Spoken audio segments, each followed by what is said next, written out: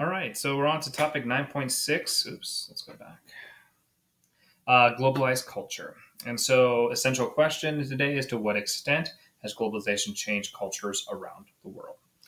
So, political and social changes of the 20th century led to changes in the arts, and in the second half of the century, popular consumer culture became more global.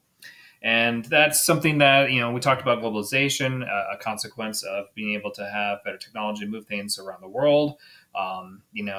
Where some countries are going to take up more in terms of manufacturing, some will become more knowledge economies and so forth.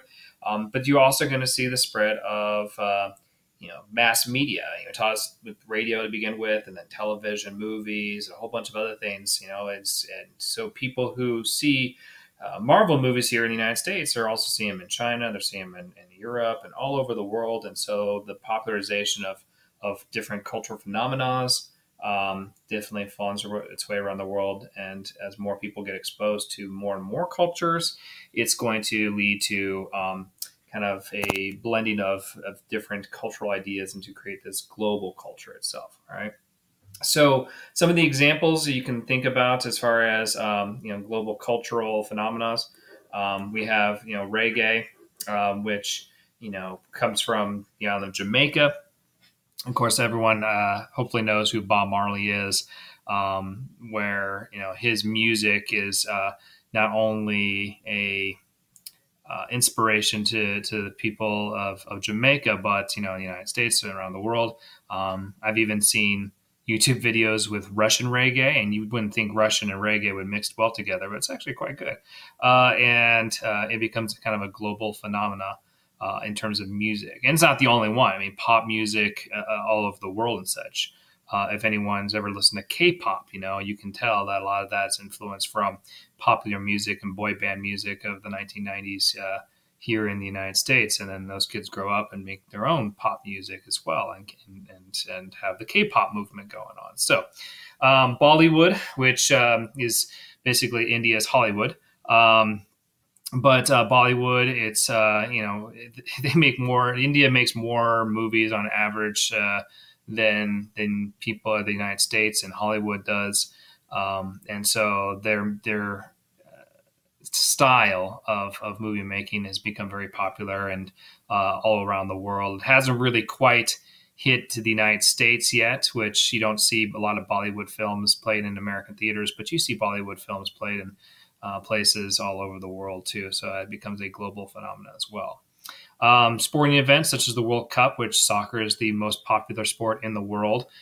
In the World Cup, both the men's and women's occur every 4 years, and it's a pretty big deal for a lot of the world. And to have everyone's national team, not everyone's, but everyone who qualifies the national team show up to play and to find out who the best in the world is and so forth. So soccer becomes more of a global phenomena as well, through things like the World Cup, because it's not just about love of the sport.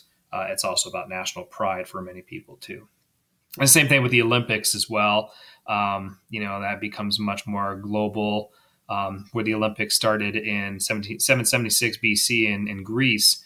And it was kind of reestablished in the 1890s to kind of get more sense of like uniting together for the love of sports, at the same time having this national pride, and your country's trying to defeat other countries in various sports and such. The picture here is the Miracle on Ice moment, which happened in the 1980 Winter Olympics at Lake Placid. And that was kind of right in the midst of the Cold War. The Soviets had just invaded Afghanistan. So, the Soviet Union itself was like just dominant in hockey for the longest time, because they were pretty much a professional team. This is before NHL players could play into the Olympics. So you had all these young college kids that had kind of just started playing together about 6-8 months before.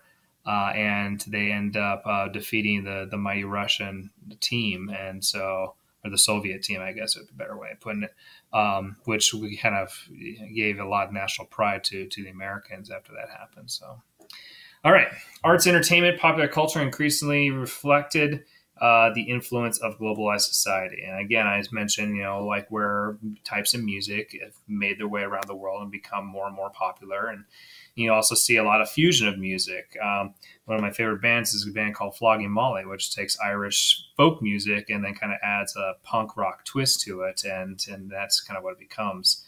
So, as a result, there's more blending of cultures, and you can see this in food as well. If anyone's not had a Korean taco before, you're missing out. But you're kind of blending these cultures together, and that's something that's becoming more and more happening as our societies we more and more globalize. All right. Other things that occur on, and as far as part of this globalized culture, we have more online commerce. I mean, everyone knows what Amazon is in this part of the world, but Alibaba, which is kind of more of the Amazon for South and Southeast Asian and East Asian countries. It's something that people get online and they buy, various products on, similar to Amazon. eBay, which kind of incorporates 30 different countries around the world where people can auction things off around the world. And so that's something that goes on as well. Global brands, Toyota, Coca-Cola. I mean, just a couple of examples. Coca-Cola, you'll find Coca-Cola pretty much anywhere in the world, even during like the Vietnam War. As we're fighting the Vietnam War, Coca-Cola is going over there and trying to sell their product to people of South Vietnam. And you see the signs up everywhere in Saigon at the time. So Coca-Cola is a global brand. Everyone knows what Coca-Cola is. Toyota, Toyota is probably some of the best trucks in the world and such. And that's like, I'm sure if people are going to get offended by that, you can put it in the comments and such, because there are a lot of people who are like Ford, Chevy people, but Toyotas, they're pretty tough, pretty reliable cars. You'll find them, driving in the streets of Salt Lake, and then, in the hills of Afghanistan with, it being used as by the Taliban and so forth. It's a global brand. So, Toyota becomes something that everyone knows. And then, of course, in major consumer culture, it becomes more like transcending national borders. We talked about international or multinational corporations, I should say, where you can find these brand products pretty much anywhere in the world for the most part, any major cities. You have Burger King that's in Russia.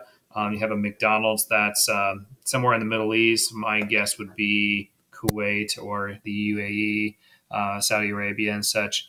And then, of course, they kind of change their menus to the local products. It's not the same thing. I mean, I don't think a lot of people in the world can tolerate some of the meat that's served here in the United States, the quality of it, and still want to buy it. But other places may have a higher standard for it than Americans do. But yeah, I mean, it's global. I mean, the fact that we have, these brands are all over the world, Pepsi, Coca-Cola. We buy stuff, brands like Samsung is a Korean company, but Samsung is a global market, has a global market, and lots of people buy and such. So that's a lot of the world that has become today, where there's not this reliance on cottage industry, things made locally by people, food grown locally by people. It's a worldwide network now.